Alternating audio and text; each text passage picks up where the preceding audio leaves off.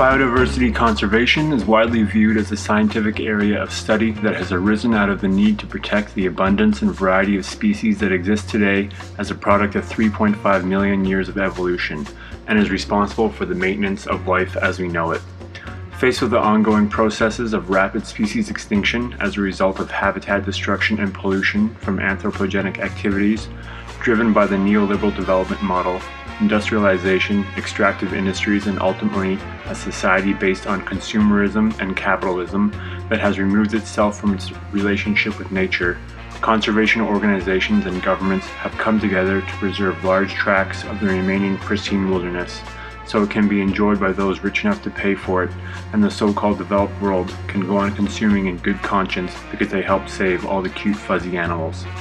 Oddly enough, their definition of biodiversity doesn't seem to include human life.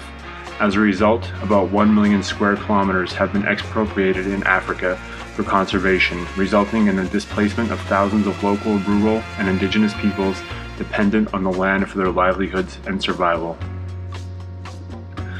In the Kahuzi-Biega National Park in the Democratic Republic of Congo between 1967 and 1975, 6,000 Twa hunter-gatherer indigenous people perceived as a threat to the conservation of the park were violently dispossessed by the Congolese Institute for Nature Conservation in partnership with the German Agency for Technical Cooperation, accompanied by soldiers, and without any prior attempt at consultation, compensation, or resettlement. We did not know they were coming. It was early in the morning. I heard people around my house. I looked through the door and saw people in uniforms with guns. Then suddenly, one of them forced the door of our house and started shouting that we had to leave immediately because the park is not our land. I first did not understand what he was talking about because all my ancestors had lived on these lands. They were so violent that I left with my children.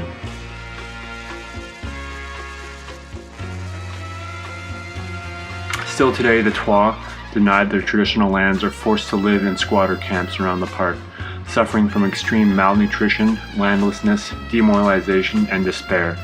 They are often victims of violence from park authorities if they are caught trying to access their lands. Entrenched in prejudice and viewing the Twa as primitive and subhuman, the ICCN and the GTZ are unwilling to contemplate the return of the Twa to the park, seeking only to assimilate and to provide alternative livelihoods through employment and providing seeds for agriculture. The truth is, nothing can compensate or substitute for the loss of the forests, as no other environment can provide them with the same spiritual and material benefits. The case of the Twa is an all too familiar situation around the world.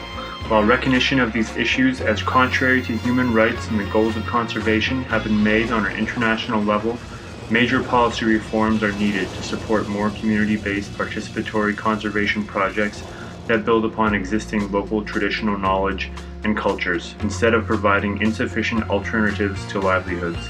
By supporting NGOs and social movements that represent the voices of the marginalized, potential is here to create sustainable communities that meet the goals of biodiversity conservation, while at the same time alleviating poverty by ensuring rural, local, indigenous peoples have the rights to the means of their own production.